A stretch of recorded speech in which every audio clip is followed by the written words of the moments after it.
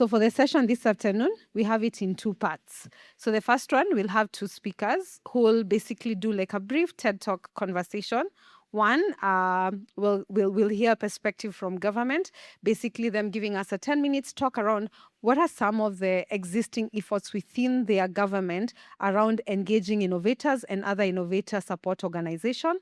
How are innovators and innovator support organizations tapping into these opportunities, and what are other opportunities for engagement? Like, what more can they do? Then we're going to hear from a partner who's been implementing an initiative called Million Lives Collective, and they will share what are they learning about innovator support organizations, engagement with government, and how can that be strengthened, and how can innovators and innovator support best position themselves to tap into that resource. Then when we are finished with that first part, we will delve into a panel. And this panel, I will make it as brief as possible so that I also give you an opportunity to directly engage. But for the panel, the conversation will largely be around all this government engagement that we are speaking about. We want to hear it from the perspective of an innovator that has been engaging the government for a very long time, an innovator that is starting to engage government, and a distributor that has been engaging government and distributed locally developed solutions across the continent. How are they doing it? How are they partnering with innovators to push their products to the market through the government? What is the role that distributors in markets can play to facilitate or to bridge this sort of like link between innovators and government?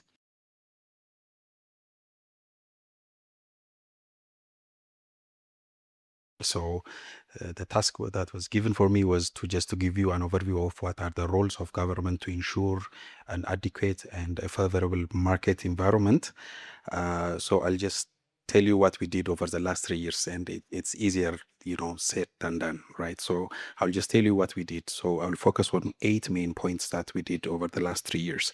The first thing when we got established for the first time as a department was to go and look back what was being done over the country over the last 20 years. And this is a brief summary of what has been done over Ethiopia. So we recognized what has been done before we started our job, and we also tried to identify some of the innovations, including system innovation, product, medtech innovations. So we tried to recognize and try to document what has been done over the last 20 years. That's what the first thing that we did. And the second and the hardest part that we did was, we have to understand what is the perspective of the government with, when you're looking at from the innovator side. So we really understand if you ask innovator, government, that's what they're going to say, right? But I represent the government, and if you ask me, I'm doing all the things that what I can over the last 3 years. So there is a big silo between the innovators and the policymakers, and the rest of the things that we are trying to do is we are trying to connect the innovators with the policymakers. So one of the first things that we did was we revised our health policy. Just a year and a half ago, we have revised the Ethiopian healthcare policy after 30 years. And now we have inserted the concept of innovation into our Ethiopian health policy. Now we have a good policy environment for innovators to come, because innovation is one of the policy statements. The second thing that we did was we reorganized the overall Ministry of Health. So as you can see here, one of the lead executive offices focuses on health innovation. So we have a health system innovation and quality lead executive office within the government system. So at least now we have, anyone has someone to blame, at least if you're not doing anything. And now we are going to replicate this to the regions. So organizational structure, that's also important.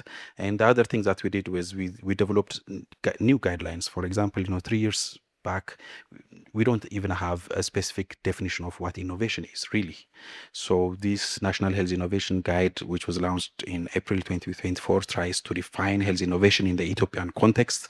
We tried to classify innovations into 3, like product innovation, technology innovation, system innovation, so that we can have a common understanding between the policymakers and the innovators. We tried to do some, frameworking where an innovator can start, and where what is the ultimate goal, the summit, which is institutionalization of the, obviously, any innovator's ultimate dream is to see their product inside the system of the healthcare, especially in the public sector. The other thing that we did was we did ecosystem mapping, and in the morning, you remember, we were having discussion with that. So this might be a dynamic thing to do. We have to do it again and again, and I understand. But one of the lessons I took today is it's better to go deeper than wider. So one of the next things that we're going to do is we are going to focus on the key actors. So it's not about mapping it all. It's about understanding and focusing on who are the main key actors. So that's one of the lessons we took today. And the other thing is we are pushing demand-driven innovation. 20 years ago in Ethiopia, lots of innovations were introduced. But sadly, because they were not demand-driven, they flourish for some year, and suddenly, if the policymaker gets changed, if the funding stops, the innovation dies out. And one of the reasons for this is the government should, have a proper document, which shows innovators where the pain points of the country are. For example, these are the 8 demand of Ethiopian healthcare system. So for you, innovators, investors, try to align your innovations with these 8 priority areas if you are planning to come and work with the Ethiopian government. The other thing is we tried to create a space. So you remember I was mentioning the difference or the silo between the innovators and policymakers. So recently we launched our National Health Innovation Lab within the Ministry of Health. So this is a space for innovators, for investors to come and co-create innovations, starting from the early stage. And we intentionally created it within the ministry because innovators will have chance to come and sit down and design it with the policymakers, the previous enemies. So we are trying to break the silo, and we're going to scale it into our region. So the Ministry of Health Innovation Lab, we called it Nile, just like the Nile River flourishing, and we're going to scale it up into 14 regions of Ethiopia, and those regions will also have a similar platform for health facilities. And as you can see, the river flowing, right? So so Innovation Lab is not a physical space; it's a concept. So we are trying to push this concept where any innovator can come into any place, either in the region, in the health facility. All these labs will be connected, and we will try to nourish any innovators in this area. We are developing capacity building programs. Currently, we have a short-term basic program which focuses on, just like the pitching session that we had, we are trying to capacitate innovators to have those soft skills. But fellowship programs, it's still open for those of you who were with us during the morning session, during my opening speech. I asked fellow Ethiopians to come back to Ethiopia so that they can help us with this. So innovation fellowship program is open.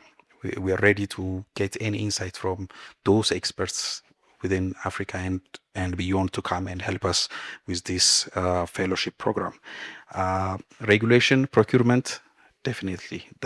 Those are the big pain points, and we have included them in our 5-year strategic plan, which we are going to plan this. We're going to launch it this year. So regulation, it's the middle thing between innovation and safety, right?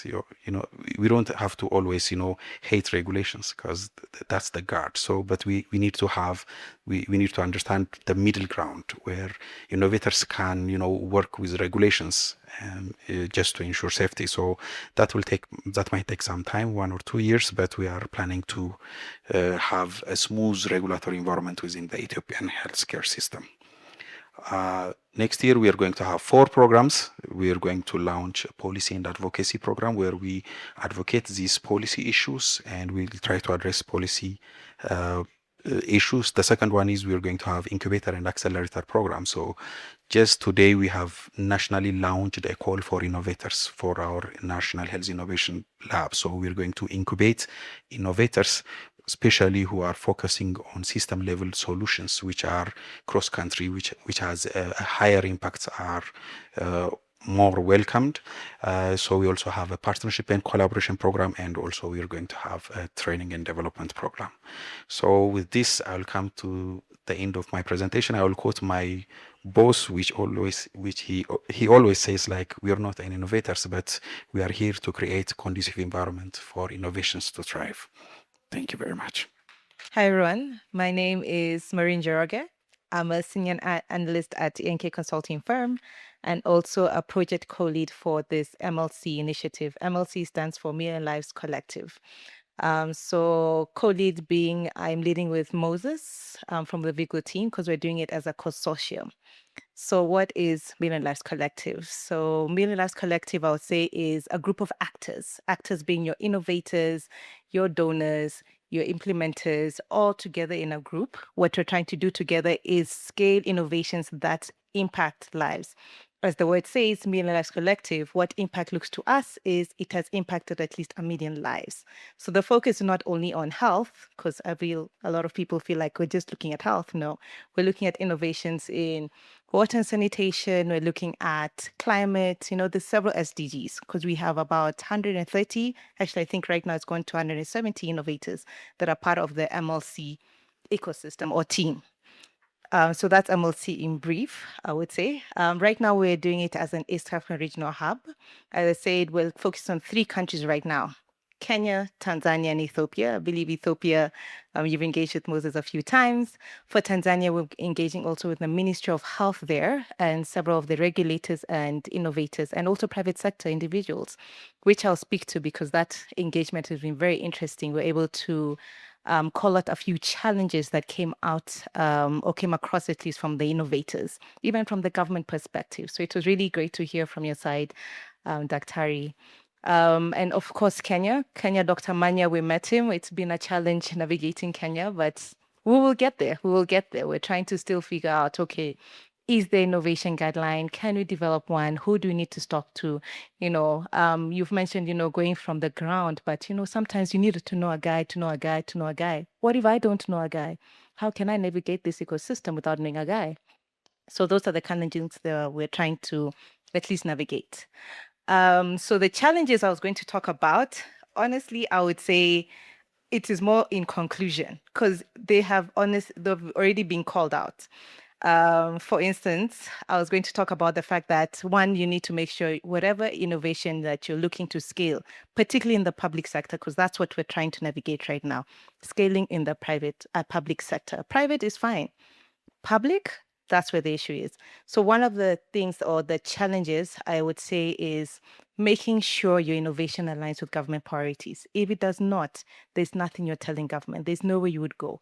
We're talking with someone from Path right now and speaking to the fact that if I go to government with a tab that will educate people and their priority right now is to reduce maternal mortality, then we're not on the same page. How can we get on the same page? What do I need to do to make sure on the same page with you? Already we've been talking about, from Duke University, a few things you've mentioned is, which I'll get to at least when I'm looking at opportunities, is maybe there needs to be a place where there's evidence, there's a data website where it's clear for me to know that, oh, okay, this year, these are the priorities. Next year, these are the priorities. In the next 10 years, those to be the priorities before I start coming up with my innovation, right? But again, we're navigating that and trying to figure that out. Another challenge that's already been mentioned is information asymmetry. There's limited access to information across everyone. You'll usually find it's people who are in smaller groups that know what's happening, that are aware of, oh, okay, next year I know government is going to be thinking about maternal mortality. This is what I need to do. I, who is just sitting at home trying to come up with innovation, I do not know how can we make a system, how can we come up with a system, again, going back to this data bit, this evidence bit, that will allow everyone to be on the same page to ensure that we all scale in the public sector, right? Next thing is financing gaps. This is one of the things that also came up when I was in the Devolution conference that happened 2 weeks ago. And we were in the same dinner. We were in dinner. It was our IHA dinner, I would say networking dinner. And we had the CMCEs, like those are your, I would say, government people, representatives. We were talking about budget. We're saying, okay, listen, we know there's an issue with donor funding right now. USA ID has decided, by what next? Everyone is a bit stuck. Okay, not everyone technically, but right now there's a crunch on the amount of donor funding that is available for everyone. So what happens now when the donor funding goes? Government, can you come in? Can you put or can you allocate some funding to help us or innovators scale in the public sector? It doesn't have to be 90%. We can start with county government. County government, can you allocate 1% or 2% of your funding towards scaling innovation in the public sector? These innovations can be demand-led. That is speaking to your priorities as government. For instance, in Kajiado, if this is what you are trying to scale, then I am happy to help you. This is what my innovation speaks to. In Kisumu, if we're still tackling malaria, oh, my innovation is built on malaria nets. Can we help each other scale? Let's not all depend on donor funding. Let's figure a way where we can blend finances and scale together without financing being an issue. Next thing would be government-private sector disconnect. There's a disconnect because in the private sector, as an innovator, of course, you are also looking at what is the outcome? What is the eventual outcome for me money-wise? I've invested money. What is my outcome? If I go to government and they don't invest, you've spoken to the subscription. Is government going to go into that? We don't know. Are they willing to pay you as much? We don't know. Are they even going to pay you eventually? We don't know. We hope. So can we be on the same page as to what our priorities are, beyond your policy priorities in terms of funding priorities? Can we get to a place where subscriptions are a thing? If that's not a thing, what can we get on the same page with regards to navigating this ecosystem that will be beneficial to both of us, right? Because at the end of the day, money talks. I want something out of this. You want something out of this. Let's get to the same page. I would say those are the main challenges. I feel like I've already spoken somewhat to the opportunities in terms of aligning your priorities, or you as an innovator aligning your priorities with that, or your innovation, with that of government priorities. This bit on evidence, like creating a data website where it is clear and open to everyone what the upcoming and next and 10-year priorities will be. There's evidence on that. That will be awesome. Navigating this financing bit, as I said, let's think about pooled financing. Let's think about blended financing. Could you involve VCs, PEs? Let's figure that out. And another core thing I really, really do not want to forget is capacity building. Capacity building is very important. In Tanzania, where we're there, one of the things we started off the discussion with is, what is innovation? I don't think we're all on the same page with what innovation is. You find someone that's the understanding of innovation is an app. Innovation is beyond an app. Right now, one of the innovations that we showcased during Kenya Innovation Week, Kenya Innovation Week, was Bridges to Prosperity. That innovation was built on a bridge that was making people, like it was a zip line, getting people from this place to that place. On its own is innovation. How? Because it's impacting lives. It is helping people make sure they're able to reach that other side safely. They're able to, deliver whatever they need to deliver safely, navigate safely without having to drown, etc. Go about day-to-day lives without having to be impacted, right? So I think we need to also start from the point of capacity building for everyone, at least in the public sector. Let's move from a point where we understand what innovation is and train individuals to be, I wouldn't even say tech savvy, but savvy with the moving dynamics. Because it's a question of, is it an innovation or is it an intervention? Because are they the same thing? Are they not? Let's really understand together what innovation is. So there's an opportunity, I would say, even for innovators to really help the public sector, help the government navigate to understand what innovation is. And in closing, I feel like I've actually really covered it, because those were really my recommendations, really. My recommendations are really just what I've covered here: addressing information asymmetry, leveraging data for advocacy, strengthening financing pathways, building government capacity, fostering early dialogue and trust, and finally aligning public good with private sustainability. Yes, I would say that's very much it. I don't want to go into the nitty-gritties because I know you're looking at me like it's time. But it has really been great engaging and listening to everyone, and seeing that we're actually all on the same picture is, I think, just a matter of implementation. And to me, I'm thinking, let me speak to Ethiopia here. Let me speak to Tanzania. Can we be on the same page with now scaling these innovations? How can we get to a place where we scale the innovations in the public sector?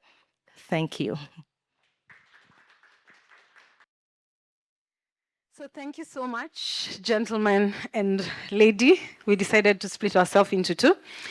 And as we had highlighted earlier, the government is the biggest purchaser of medtech, and engaging them sometimes can be a little bit hard, but we have seen success stories of innovators that are doing it. And I mean, this will be an opportunity for us to learn the best practices from their work around how are they doing it. But before we get to the seasoned innovator, I'd like to start with Jamie. Jamie, if you could just go ahead and introduce your work with AI diagnostics. And then thereafter, if you could speak to the kind of experience that you're currently having with the government. Yeah, hello again, everybody. And for those who saw me this morning, thank you for joining. And for those who weren't able to join, I'm Jamie. I'm originally from the US, but I'm based in Cape Town, South Africa, working with a South African company. And I forgot to mention this morning, who is also manufacturing our device, our MedTech device in South Africa, called AI Diagnostics. We've developed an AI-powered stethoscope that is used to screen for tuberculosis, as well as the hardware. We've also developed the software that creates the AI model. And so to be honest, also, I've joined the company about 3 months ago, so I'm not the best versed of our history, but I'm going to do my best. So I think, to come to date where we are, we, as many of you heard this morning, did fortunately receive grants from the South African government, the South Africa Medical Research Council. They provided us some grants in order to conduct our initial data collection that helped us build the first AI model. What I mentioned this morning is there was no data set for the sound of tuberculosis in the lungs. Unlike X-rays, which are widely used for many decades now, and this is new. And so luckily we were able to build that strong relationship in order to receive funding and have applied for other government grants and continue to look for government grants in South Africa, which help us continue to move forward towards putting this product into the hands of the people who need to be screened the most or screening the most. The challenge that we face is procurement. I think all of us know that procurement cycles are long. Policies within national governments are not necessarily built for AI yet. There's skepticism and optimism that exist at the same time within some of the same people. And this is the challenge. So I had an amazing meeting with the city of Cape Town, and they said, we really, really want to put this into practice. You have to go through the National Department of Health. And so then to go through the National Department of Health, we also need some policies to be developed. And then we need to get on some medical lists or some priority lists.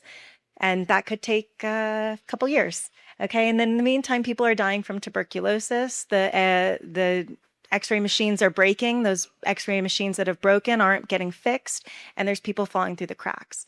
In addition, I think one of the other biggest challenges we face is demonstrating the economic value. Economic value of a new product is a trade-off. By introducing our device, you're going to have to spend money, but you will save money in downstream costs of people who are very sick with tuberculosis, who are utilizing in-hospital treatment or who are getting put on medication much later. But to be able to make that financial decision today is not an easy one. And I think a lot of people in government, unfortunately, struggle to validate and get buy-in from enough of their colleagues to make that commitment, to make that switch. And so that also leads us to have to go to donors. And we know that the donor landscape right now is not ideal. We want governments to make and own all their own financial choices, but we know that's also not feasible. And so it becomes this little bit of a self-fulfilling prophecy, which none of us want to see, but self-fulfilling prophecy where you require external support to make internal decisions to then change an internal problem. And so for now, where we're at is we are not in any public facilities who need this the most. We don't have a direct path timeline, plan, budget, etc., in order to say exactly when we'll be there. And when we do get there, who knows where we'll start and where it will end. And I think that's the challenge and opportunity that we're facing as a brand new medtech startup. Thank you so much. And I'd like to move to Washington a little bit before I come back to Dick. So Washington, I know Neopenda has been in the market for a long time. So if you could just start, first of all, by introducing yourself, introducing the work that Neopenda has spoken about. And as Jamie has highlighted, is that right now they have this amazing innovation. It's currently not in any public health facilities. And they, because of the legal policy and regulatory requirements that are required to get it to the health facilities, they do not have a plan in terms of when, they can't tell you what's the work plan around getting this into the government. But at the same time, they've received grants to actually develop their product from the government. So there's an opportunity, there's a challenge. For you as Neopenda that have been in the market for a very long time, if you could speak to like some of these early stage probably challenges that you faced where you initially did not even see where the opportunity of engaging with government was and how that shifted with you over the years, because right now you're able to meaningfully engage the government. Yeah. Sure. Thank you so much, Katuchi. I think let me start with the introduction and just to give you a little bit of Neopenda. So Neopenda innovates for medical devices. I think we are focusing mostly on the underserved population in low market regions. And I think one of the things that we have seen from the early stages to right now is the complexities that are in government. So I think that's the same thing that you're seeing. And having also worked in the healthcare space for close to 14 years right now, starting from pharmaceutical to medtech, I think this is something that is evident across all board. And I'll start by speaking to the procurement complexities. I think it starts by understanding the landscape. I think we, as innovators, sometimes we have that knowledge gap on the procurement processes. So, for example, in Kenya, if you really want to understand how government procures, then there is that Procurement Act. I think 2022 is the latest that you can check. Most innovation think that we just need to start from the MOH coming down. But if you look critically, procurement in government has got actually 12 methods that you can do procurement within the government space. So it starts with the understanding of the procurement processes, the procurement laws. Read that document, get to understand how to engage and how to integrate your product within the setup. For example, is Neopenda. Currently, we're working with county governments and national governments at some point. And we have also got an endorsement within the Lake Region Economic Bloc to scale across the 14 counties. And it didn't start from the MOH. It started from the counties. So just understand the landscape, understand how they procure, then get to know who are also the leads in terms of the procurement process, who does what within that procurement. And all these are actually documented within that document. It's available publicly. You can look at it in Google, just that, and then understand. So in every country that you get into, just try to understand that procurement landscape and how to engage. And there are also, aside from like going through the MOH department, you can get a quick win entry point. Currently in Kenya, there's a lot of discussions going around with the public-private collaborations, which is different from public-private partnerships.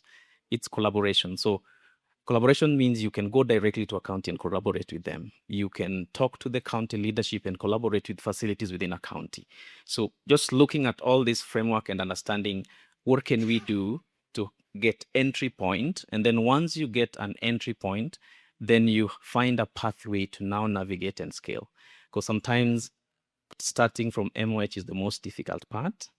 You can start from a low level, then now navigate your processes upwards. And once the low level can also help you build credibility. So once you build credibility at the low level, then the MOH will see the oversight and then they can come upwards. So that's one strategy that we can use. I think as Neopenda, we have used that and we have seen the milestone. Actually, the adoption within the 14 counties came as a result of just one county within the region. And it came as a result of just identifying how can we get the entry point. I think the other complexity is the conversations. As you're having conversations within the county or the MOH, getting who is the right person to press that button, and then you get your purchases through. I think that's, so it calls on mapping the stakeholders within that landscape and identifying who is an influencer for my product, who is an advocate for this particular product, and who can actually make things run. Sometimes we run to the what do they call the cabinet secretaries within the county, the CECs. You forget the CEOs and the directors, but sometimes the CEC does not have a voice. He's just a minister, but he doesn't have a voice. But the director can actually influence your products to be purchased across the board. So just identify who is the right person to talk to. And these you can actually get from even the low level. Sometimes you get information even from the low level cadres. You can talk at facility level, who has a voice in this county. You can talk at maybe CHMT level. CHMT is just the county health management teams. Who has a voice in this team? Who can make things happen in this team? So once you get that right person, then use that pathway to navigate the conversations. So I think that's how we've navigated. I think the other thing that comes about is now once your things are purchased, how do you get reimbursement, which is another aspect of things. But all this turns down to understanding how, once procurement is done, how do they pay now? Counties maybe sometimes pay quarterly, sometimes they pay half yearly. So you just need to understand. So the first thing is getting that information right, the knowledge gap. I think that's what we struggle with a lot of the times. Once we get the knowledge right, then we know how to navigate the processes.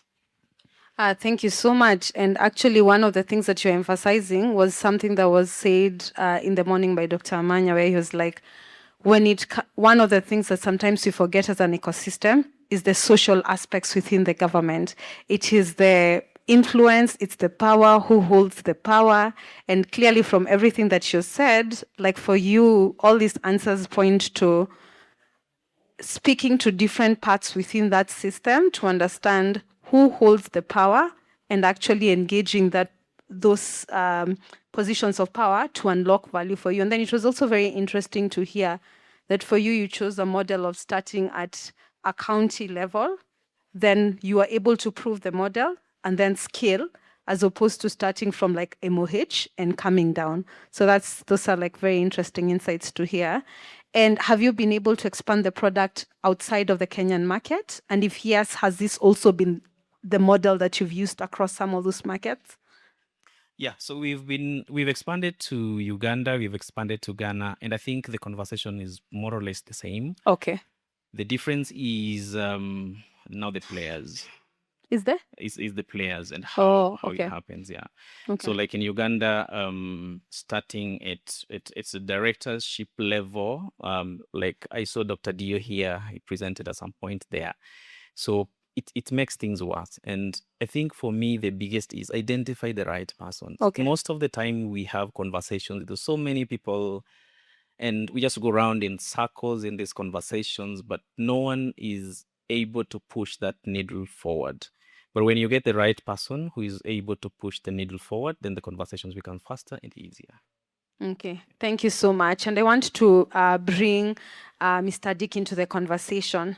So I know as Hatch Technologies, you've not only distributed your product here, but you are actually distributing your product across several markets in not your product, distributing both local and global products across several markets in the continent.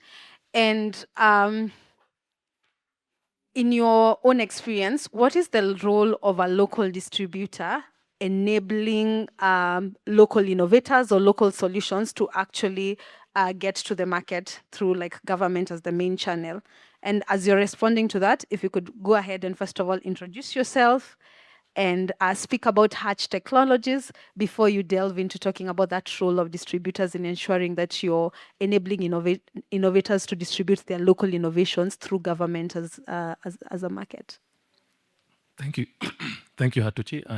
First of all, I will want to correct your statement. I'm not as seasoned as you have He said I am. is. He's just being humble. My name is Adiko Raja. I'm the Executive Director for Hatch Technologies. I've been in Hatch since 2021. I joined in 2021. Hatch was formed in 2020.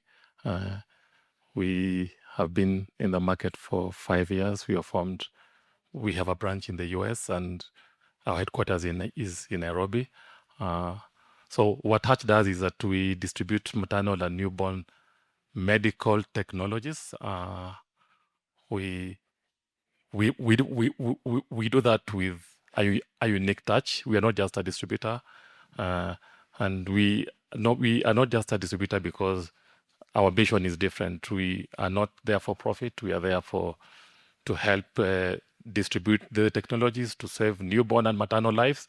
We started with newborn as part of the NEST program, and then we later on transitioned into both newborn and maternal. So that's what we do. We started in 4 countries in 2021, and those were the countries that NEST program was operating in. We have since scaled to 10 countries within 5 years, and that's mainly because we work through a distribution system. We don't go direct into the market. We work through the distributors. What we believe in is that the best way to get through to the market is get through the market through the people who know. So I agree with what Washington has just mentioned. It's good to identify the right people. With us, we identify the right distributors for either public or private market. So if a distributor is good in public, that's what we go for. We have our due diligence process, which we go through, and then that's what we use to scale to the market. I come to the question. Can you come back again on the question so I get it right? Yes. So I wanted to hear what is the role of a distributor in enabling the distribution of local technologies, especially if the target is the target market is the government. Like how do you play the intermediary between the innovator and the government, and like what are the challenges of playing that intermediary role, and what are the opportunities that you could help in supporting some of the innovation access government? Okay, so I'll just talk about what you have asked about in the role of what our distributors do. For us, we believe that the first task of the distributor is that they have to have the connection to the market, just like I have mentioned. Just as their name denotes, they are distributors. So if you want to get to the government market, to the private market, to the faith-based market, the first role for us as a distributor is you need somebody who understands that particular niche. I'll just give an example in Kenya, and I'm privileged that we have one of our distributors in this room. So Mr. Abdul Baga is our distributor for the private market. Okay. We have 2 distributors. We have a distributor for the public market and one for the private market. He is an expert in the private market. He doesn't do public market. If you give him anything on the public, he'll tell you no. And we have a distributor that is called Medipal for the public market. So just to underline the point that first, our role is get somebody who has the connection, somebody who understands the niche that we want. In the second point from the perspective of Hatch technologies is that the distributor has to be somebody who is aligned with our mission. We are not a profit company. We are non-profit. We want to save lives of newborns. We want to save lives of mothers. But we are doing this through distribution of the right technologies. So to us, the second role of a distributor, and perhaps I should have turned it the other way around, is that the distributor has to be aligned with what we are doing. He or she, and I'm saying he or she because we normally assume that distributors are his. He or she... Thank you for doing that. Just trying to be gender sensitive. He or she has to have a transformation mind, getting these technologies, making, of course, margins to serve the operational costs, but above all, having the mindset that we are doing this to save newborns, to save mothers. So that's the second very important thing. The third thing is scaling. We have to be honest. If you are not getting the numbers, if you're not getting to the target market, if you're not getting to the facilities in the particular corner of the country, we are not going to achieve our objective. So the distributor has to have that ability to scale intra-country because the distributors are as per country. So they need to have a sales force, and we look at that as well. Those are the things that we evaluate once we are, qualifying them. So the ability to scale through the various parts of the country is very, very key for us. Number 4, and again very, very important, is the ability to keep our devices functional. There's been this concept of if you go to any distributor, normally what they do is they'll sell you a device, then they'll do the initial repair or installation, but then they leave it at that. That's why I think I've just had in a session, I think it was Aqua or the innovation company that we just had in the other room. 40% of the devices, of course, as a result, we all know, are going into medical graveyard. So to us, because our main aim is to save newborn lives and maternal lives, the distributor has to have a technical team, a maintenance team that is functioning. And by functioning, I'm meaning they need to ensure that the devices are working. So to us, functionality is key. It's not about money. It's, are you scaling? Do you know the market? Are the devices functioning? Because if you're selling, everywhere, you're doing good, and the devices are not functioning, we are failing. So to us, the technical and maintenance department is very, very key, but so is the same department for a distributor. And we even go ahead as Hatch Technologies to track those devices. So the role of a distributor, looking at it from our prism, is just ensure that you are getting as many devices as possible to the market, ensure that the devices are functioning, and then there's the last bit, which we didn't do that in the first phase of our in the first phase of our of our startup, which was 2021 to 2024.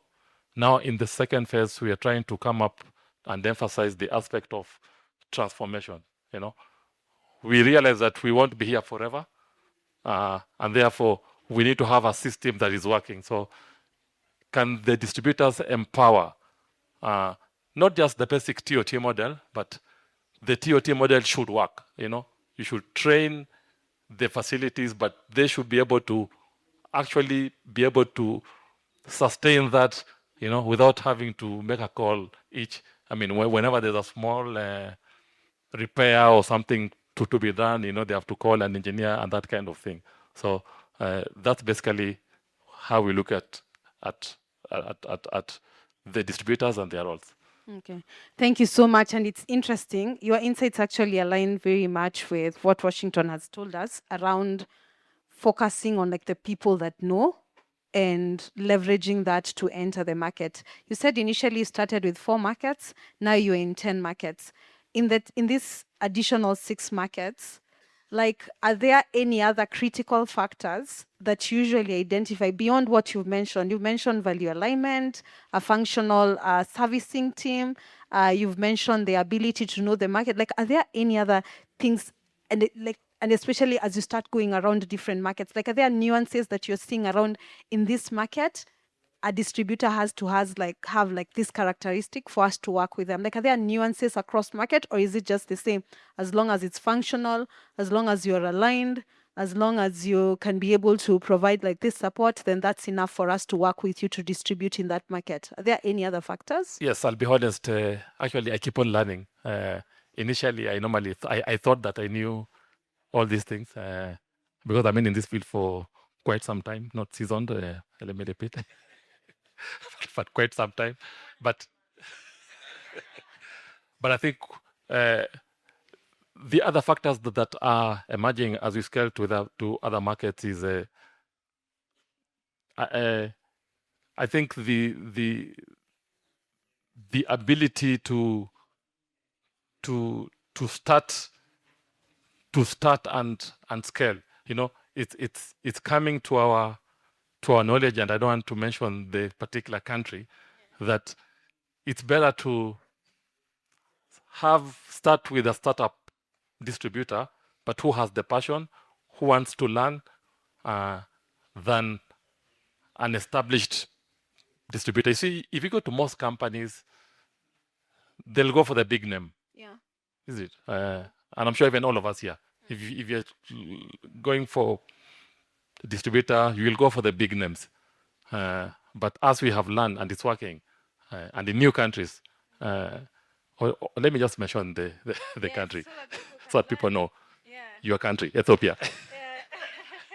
I was just telling Dr. Bereket that we were in Ethiopia 2 weeks ago with my colleague Vince. Now, this is a distributor who is not very old in the market. He's been there for perhaps, we can say, few years, less than 5. When we were doing the pre-qualifying, there were bigger people. But the gentleman he's so passionate. He's so quick to do what we want. The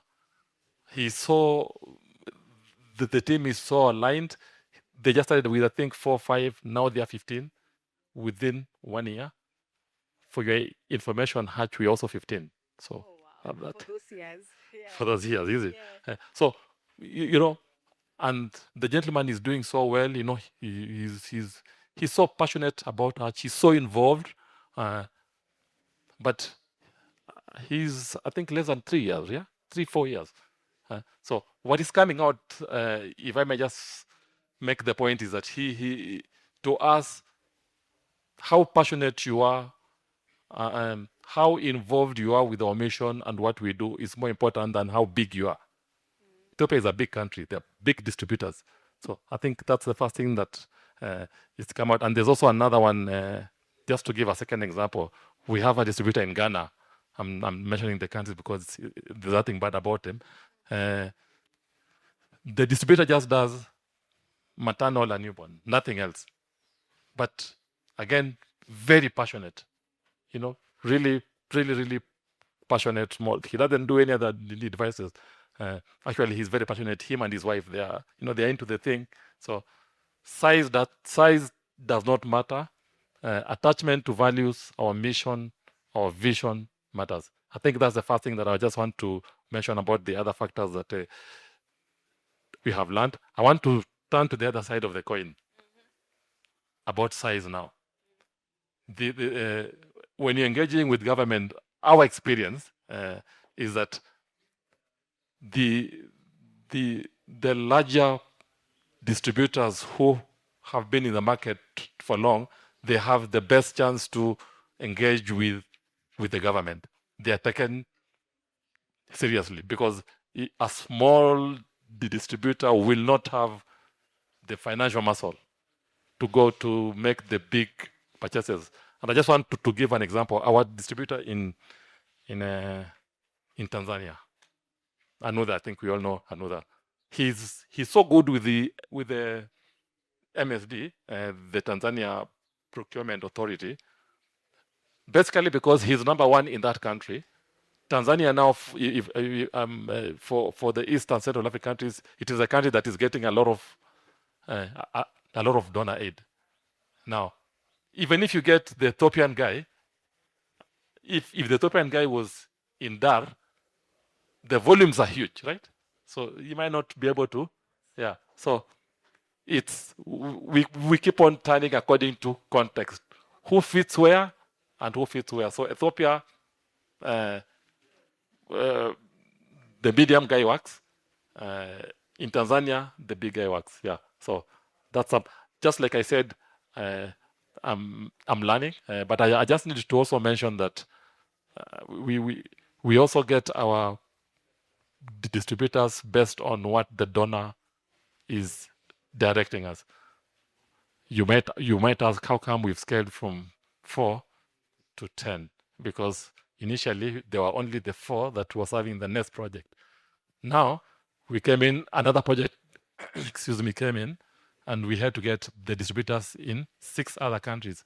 So our growth has been phenomenal within a short time because there's the donor project. So 2 factors that I can quickly identify. Yeah.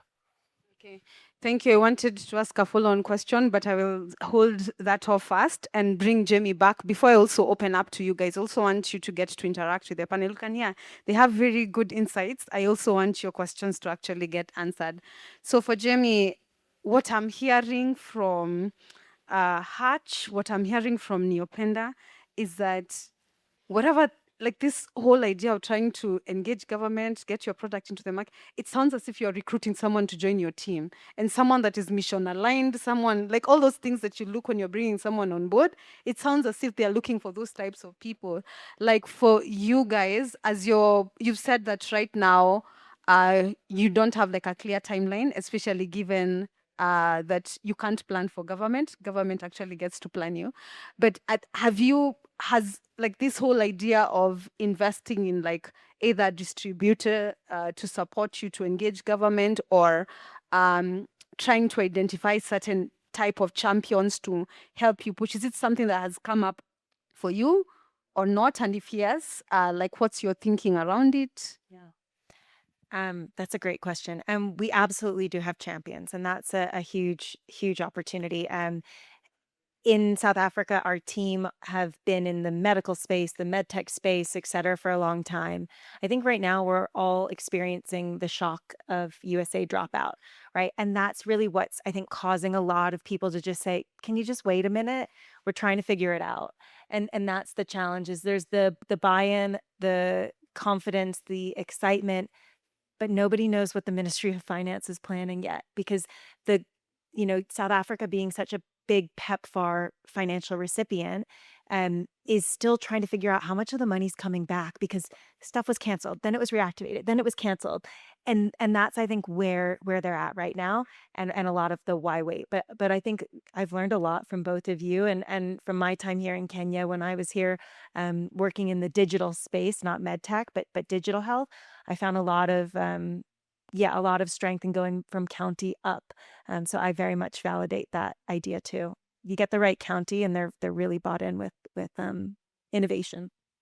I think it's one of the lessons that Neopenda learned at the initial stages also, that choosing the right distributor is key for you to advance, like even to scale. And when choosing the distributor, I think one of the things that also is key is looking for a distributor that is hungry to grow. You're a startup, you want to grow, look for somebody who is also hungry to grow. Bigger distributors, and I've worked with them, like even in the pharma, they look at what we call the margin versus the profit revenue. So if you have a low-cost product, they look at how many do they need to sell to get to the margin of selling a higher margin product. So that's always a competition between advancing, now that comes when they want to invest, like putting their resources into your product versus putting their resources. And here we are talking about the sales team that Dick was talking about. Where would I put my resources? Putting my sales team in a product that's going to give me $20 margin, or a product going to give me $100 margin. So that's always a competition. So when choosing a distributor, look for somebody who is hungry to grow. He still maybe its growth levels exponential going. Then it can also advance you to grow, because he's also looking for new products that he can use within the market to advance. Then somebody is very well established to support you. So I think it's a lesson we learned. And when we changed the tact, then we saw the difference. The other thing is you're not limited to one distributor. Like Dika said, you can sign agreements which are non-exclusive agreements with distributors, and you can apportion them the way you want. Like they are doing public and private. So if you see this has a more weight on the public sector, it can help us scale there. We can work with them. If this can help us scale within the private and the faith-based institutions, we can work with them there. So it's just for you to identify what's your model and how you're going to apply it. Thank you so much. Thank you so much. I want to pass back. I already see people are starting to lift their hands. So I want to pass back to the audience. If you could go ahead and also ask questions. So let's start with you.